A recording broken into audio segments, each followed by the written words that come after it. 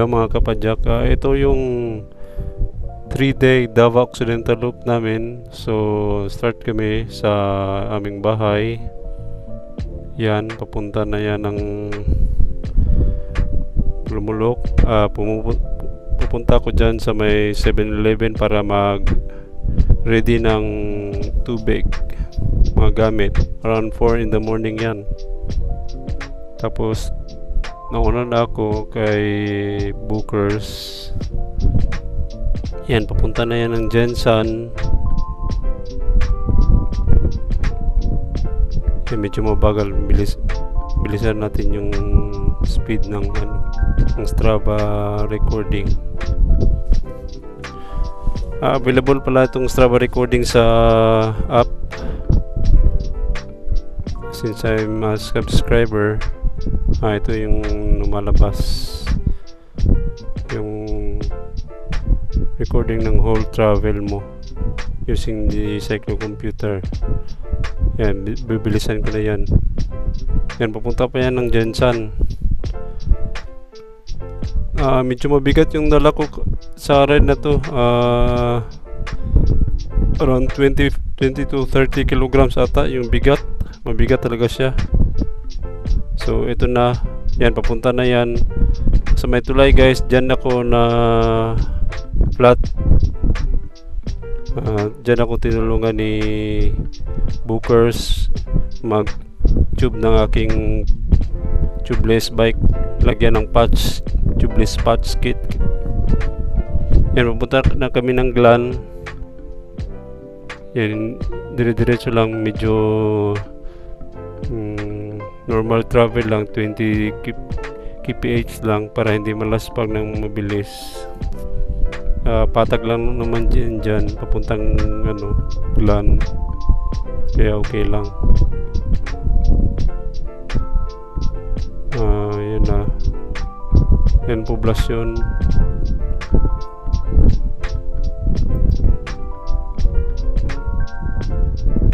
Sa Pumasla. Ayan na, nandiyan na kami sa Glan. Kumain kami sa Glan doon sa Jollibee. Nagdala ko ng baon ko, cheeseburger. Tapos bumili ako ng aking gamot. Kalimutan ko kasi. Kaya ayan na, umakyat na kami ng Gumasa. Paakyat na yan ng Gumasa guys. Around 1 or 2 kilometers na ahon hanggang dun sa may Istahardin ang ahon dyan. Tapos Burias, yan, padiretso na kami ng Burias Plan. Yan, Burias na yan.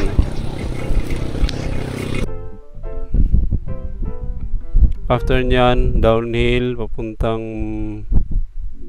Pangyan. Ayun na, Pangyan. Coastal road ng Pangyan. Ang ganda dyan. Yan, coastal road. Hanggang makabot kami ng Batulaki at ahon naman kami. Yan pala ang last na barangay ng Glan, ng Batulaki. At ang nandun din ang grabe guys. Yan ang ahon ng Batulaki. 2 kilometers ng ahon ng Batulaki, Glan, Sarangani. After nito guys is just na Barangay Kitayo.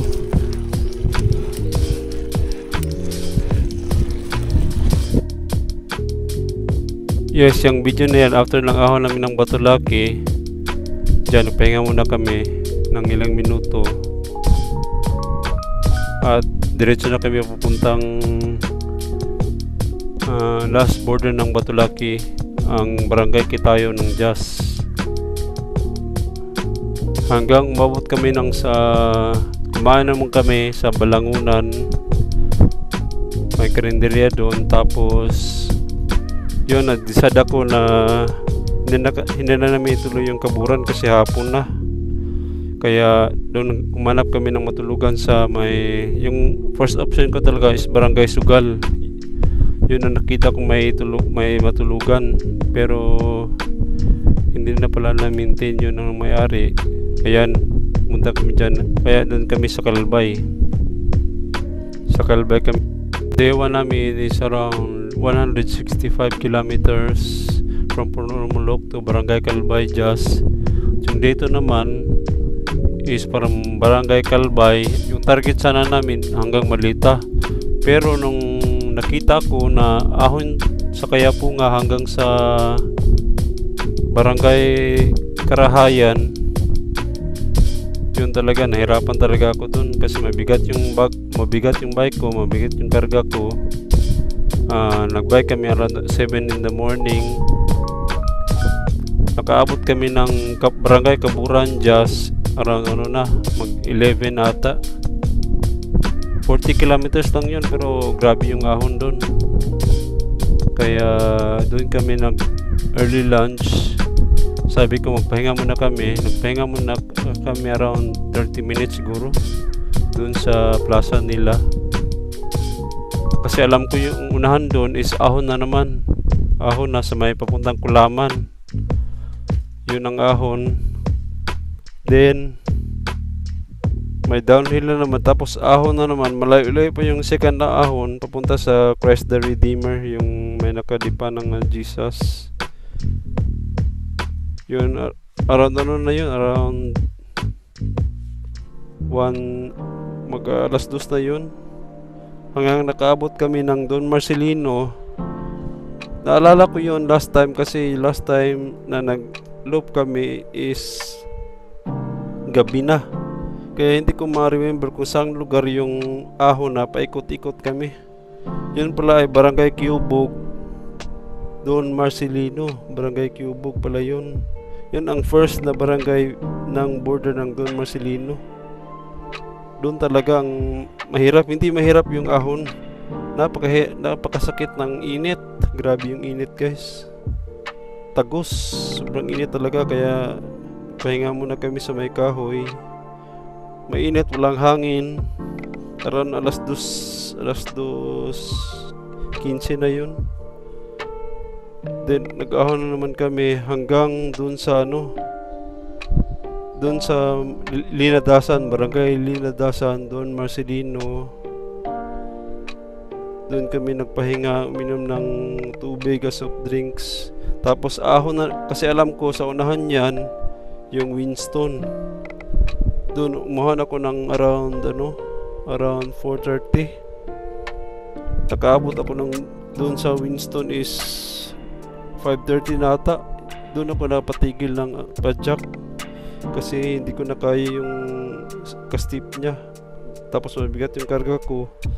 Kaya nagtulak ako doon sa Barangay Winston. Hanggang doon nakaabot na sa Kalian. Si Bookers na una na siya. Kaya hinihinan lang ako kasi sinabihan ko siya na sa Don Marcelino lang kami matutulog.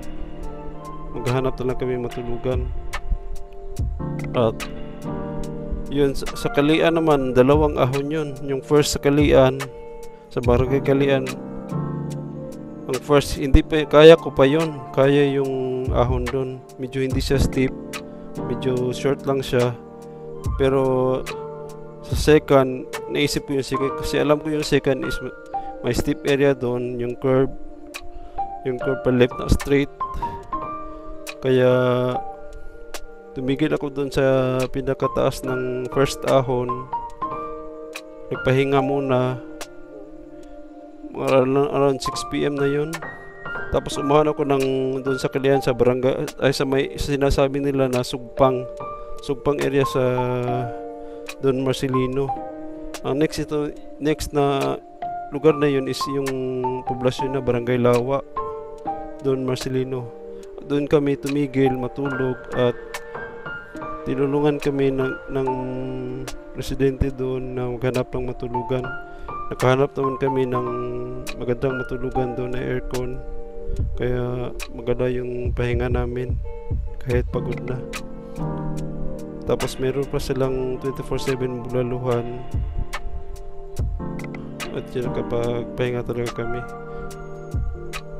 yun, ang ride namin is around day 2 is 80 plus kilometers.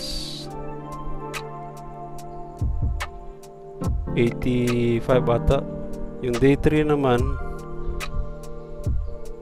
yung target namin sana na Malita is 115 from Malita to Pulumulok, pero kasi sa Donmar kami tumigil, kaya plus 30 yun, 165 kilometers, 165 kilometers pa uwi. Kaya Donmar to Malita, ahon din, na hindi naman steep pero may ahon. Yun ang ano namin, iniisip ko, kasi medyo masakit na yung pa ako. Tsaka inabutan pa ako ng ulan papuntang Malita, at dun sa Malita may baha sa may tulay nila, kaya nabasa yung sapatos ko. Ayun, tapos sa Malita doon kami dumaan sa may coastal road nila. Umiwas kami sa may medyo kunting ahon, Malita, tapos umabot kami sa Malita, sa Basyawan. Sinabihan ko si Bookers na doon kami mag-lunch sa Santa Maria. Yun ang iniisip ko, dalawang ahon pa yun sa papuntang Santa Maria. Yung ahon sa may Malita, tapos downhill, Patag, Basyawan na yun, Basyawan, ahon. Ay, hindi pala, Malita pa pala yun, Malita, ahon, Santa Maria, Basyawan, Patag, din poblasyon na ng Santa Maria. At meron namang ahon sa Santa Maria to Malalag, pero medyo okay na yun, medyo hindi na masyadong mataas, hindi na steep. Yun ang mahirap talaga, guys. Around 3 PM na umahon kami ng Baluyan. 3 PM na. Tapos nagminggusik muna ako doon. Then umabot kami ng Malungon, natapos kami ng ahon sa Baluyan mga alas 4 na. Then umabot kami ng Malungon around 5 na sa hapon. Tapos ahon na naman sa Nagpan. Yes, Nagpan, natapos ko yun mga around 5:30 na. Medyo madilim na, kaya pauwi na kami. Umabot kami ng Pulumulok around alas 10. Laspag na talaga ako doon, guys. Kaya ang tips ko sa mag-ride sa Davao Occidental Loop is pack light. Number 1, pack light.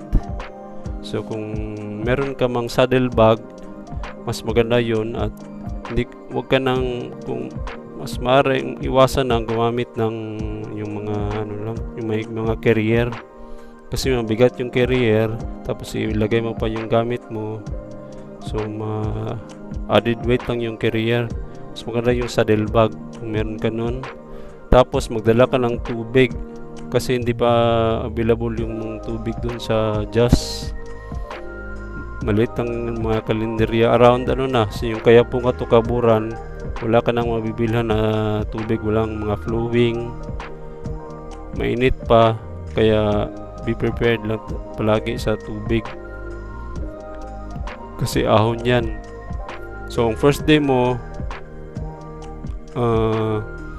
kung maaari dyan ka tumigil sa may before Kayapunga ka tumigil, kasi Kayapunga to Kaburan, ahon yan. So first day. Yung second day is from, for example, Kalbay, Barangay Kalbay to Don Marcelino. Yun na lang, yun ang magandang talaga, pahingahan. Doon ka Kalbay to Don Marcelino, which is around 85 plus kilometers. Hanapin mo yung Romanos Resort.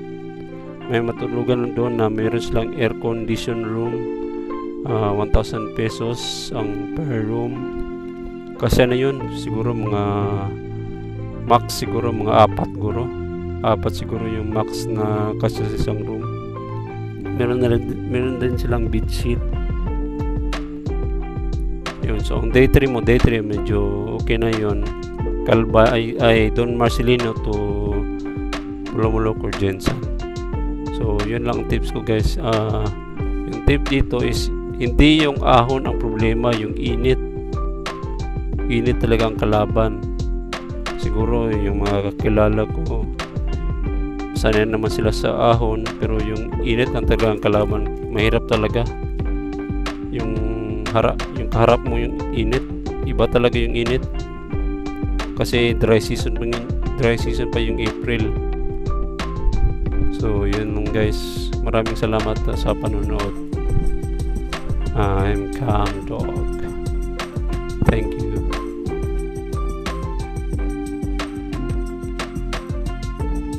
Namin diri karon pa adto sa Juan sa Sentro Malita. Diri dito ng gawas guys. Oh, kami sa una to nag-ride mi sa Juan.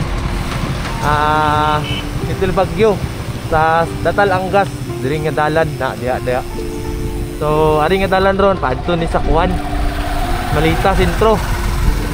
Last time nag-agi mi diri, ano na eh. Mga 10:30 na sa gabi eh. Oh, dira mga 10:30. Gikan mi og Datal Angas. So, mo na to guys. Hi. What's up, mananap? Ari na mi diri sa Baluyan. Time check 3:20 PM. So na lang yun guys. Duwa na lang kasubida mo subidahon. Wala na, finish na ni. Survive na ni.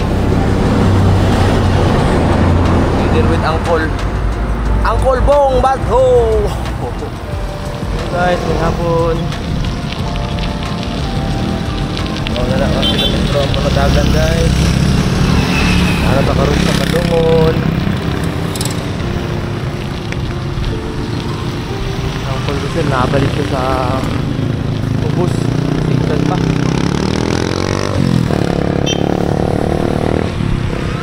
Guys, kapit na lang, kamay na lang. Wala to na kasi ang pagdusin dito sa babo. Ano?